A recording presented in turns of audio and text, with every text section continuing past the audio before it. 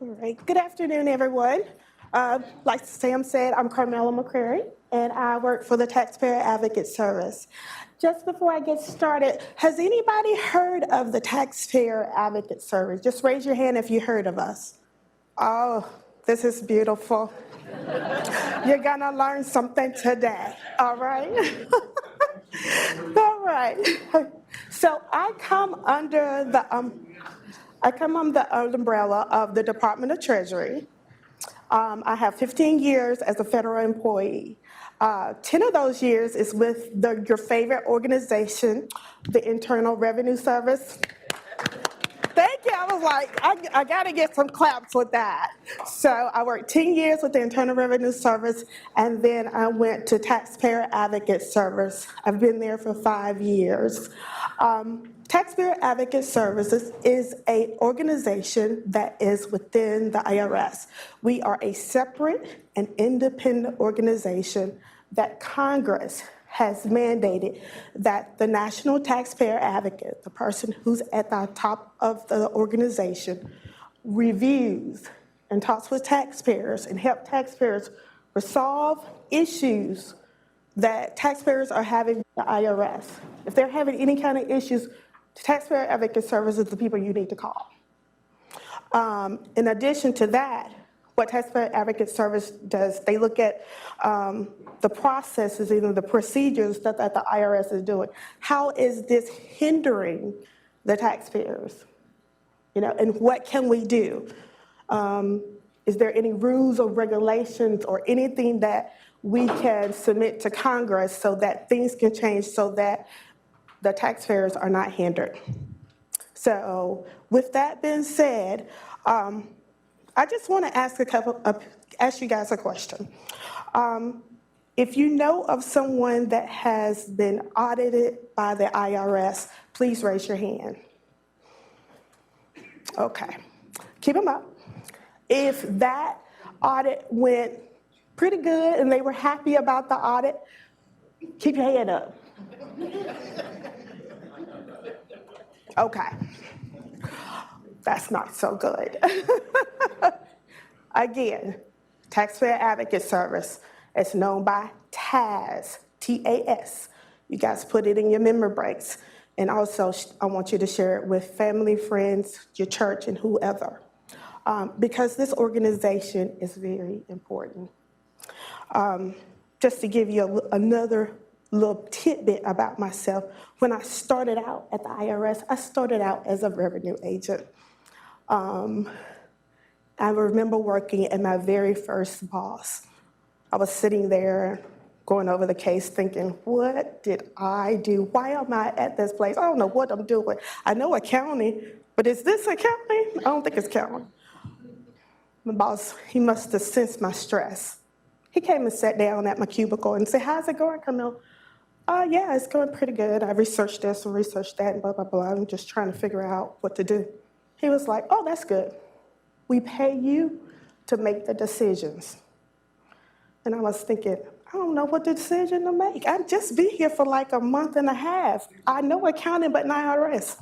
I picked up the phone, called my old boss and said, hey, if I wanted to come back, would it be okay?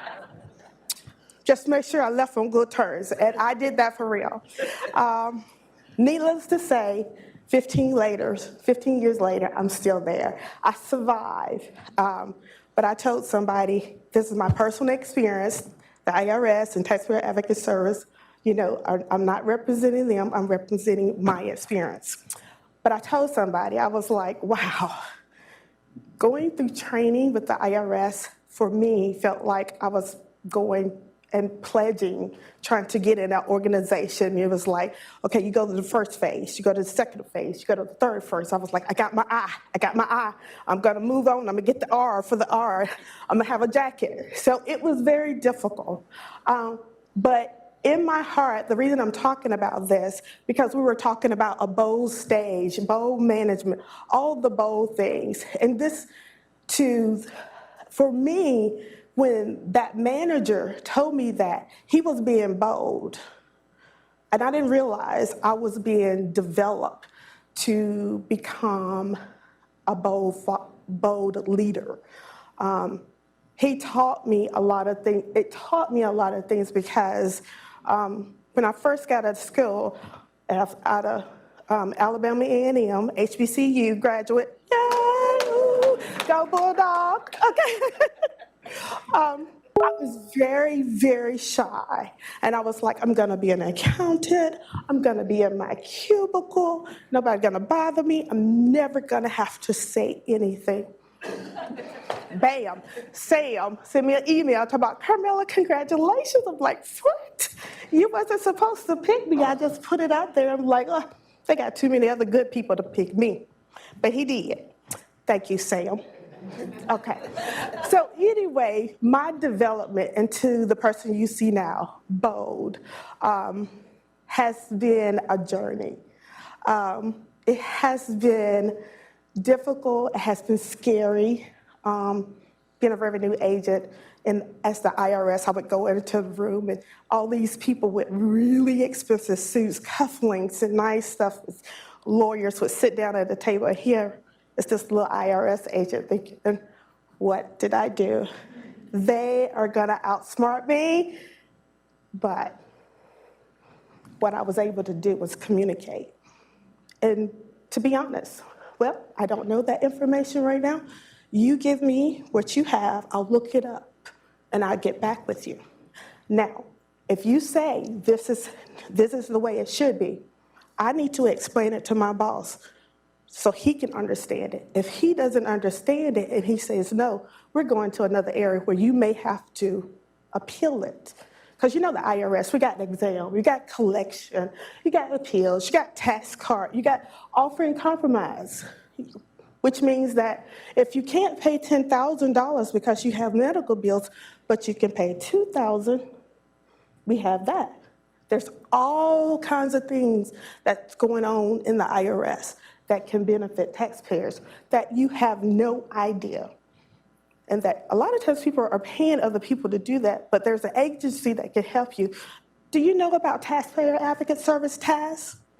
That's the agency. I'm gonna keep going.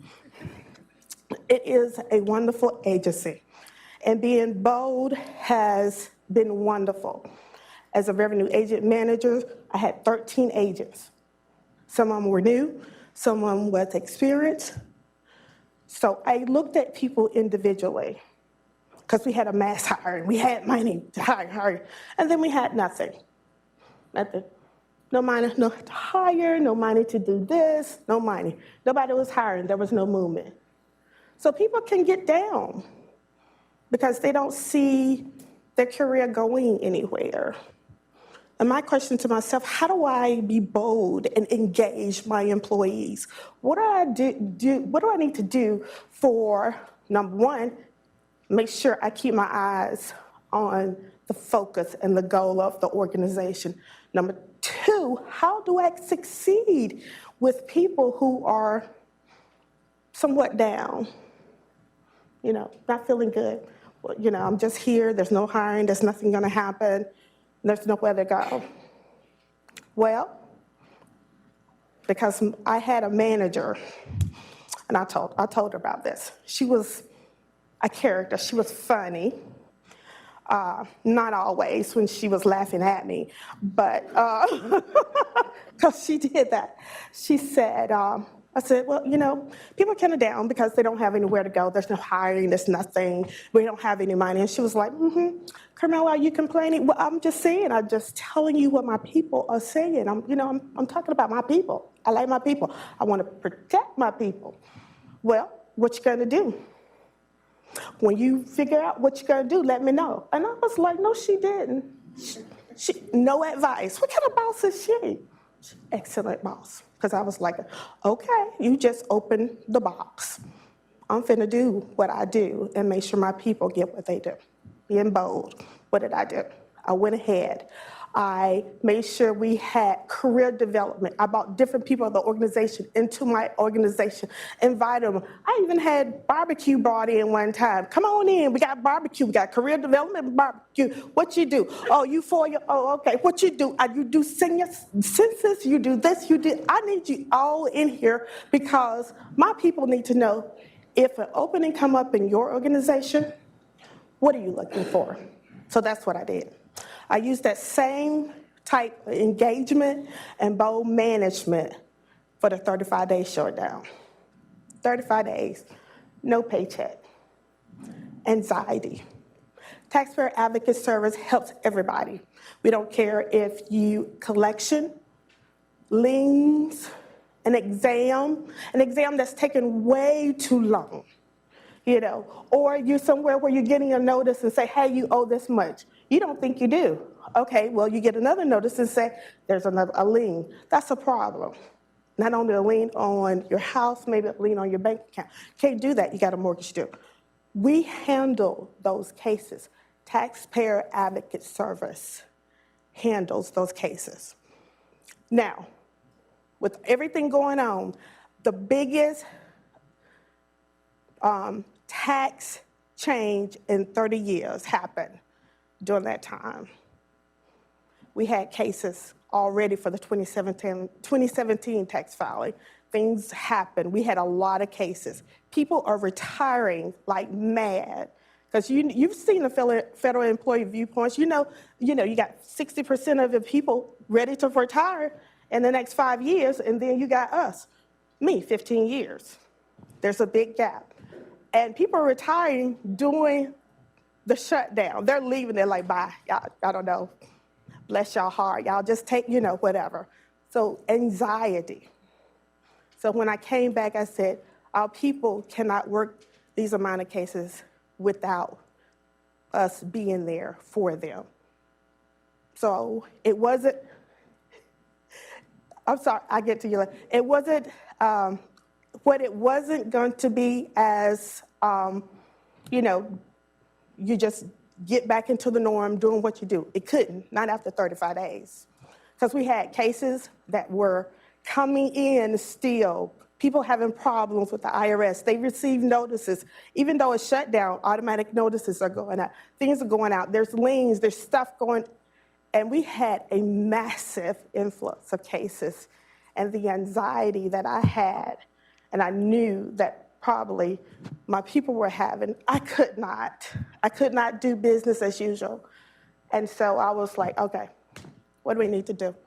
Let's do the emergency check. Let's triage. Okay, I can call people. I can help people. I can tell them where their refund are. Whatever needs to be done, we're gonna do it. And we need to get on it and get on it fast. And we need to let everybody know we're doing things and that we're gonna be helping them. So everybody knew. So even though it was a lot to do, everybody kind of were able to breathe. We said, I know we have policy, we have procedures. We're not going to be able to meet all those policies and procedures. Don't worry about it, because we're going to take care of all our customers, internal, external, wherever they are, we're going to take care of. But what we're going to do is say, hey, because, and unfortunately, if you call one of our advocates, you could hear a message and say, hey, because of the 35-day COVID shutdown, we're not able to meet those, meet the timeline, but we will get back to you. You can hear that today. But we're getting ready for, we're gearing up. It's November. We're getting ready for the next filing season. And we still have that message. Okay. Yes, ma'am. Yes. I'm sorry. Oh, I love cynical. Come on. Does your organization help people remove the penalties and fees that come with owing the IRS? Can you provide service for the American people? Okay. Yes, but there's certain parameters you have to meet. Have we did that before? What is the purpose? So yes, we do that. We can do that, but there's certain parameters that you have to meet, and we go down the list. And if you don't have one of these, or you don't meet it, you don't meet the criteria, then we'll tell you no. But absolutely, absolutely. Somebody else had a question. My question is, for small business, can you take a little bit of a walk on how small businesses can be sustainable? How are they impacted during the federal government shutdown? Say, for example, a small business is going through, and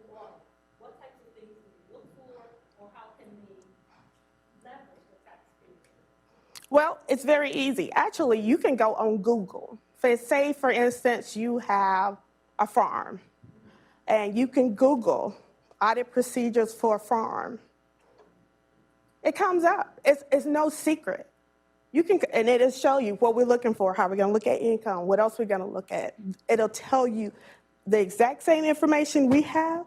You can get that information. And do small businesses qualify for the fee? Yes. Yes. Again, every case is different. It's always on facts and circumstances. You know, just because you want, you know, you may have someone that's always paid their taxes on time, you know, always on point. Oh, Sam told me, okay. They're on point as you know, as far as their taxes. Something happened, you know, maybe the storm or whatever, and they can't pay, they pay late. Well, you know, the taxes are gonna be excess because it's automatic. But then that's when you say, hey, I need someone. You can call a representative, you know, your POA, your attorney, whatever, to do that. Or if you have all the documentation where your house was destroyed, then you can say, hey, Taxpayer Advocate Service. You can Google this, Taxpayer Advocate Service. I need some help. They're gonna put a lien because I have penalties or whatever. Taxpayer Advocate Service, TAS. We are the voice of the people, believe it. So that's it, I went over. Sorry, Sam, I talk a lot.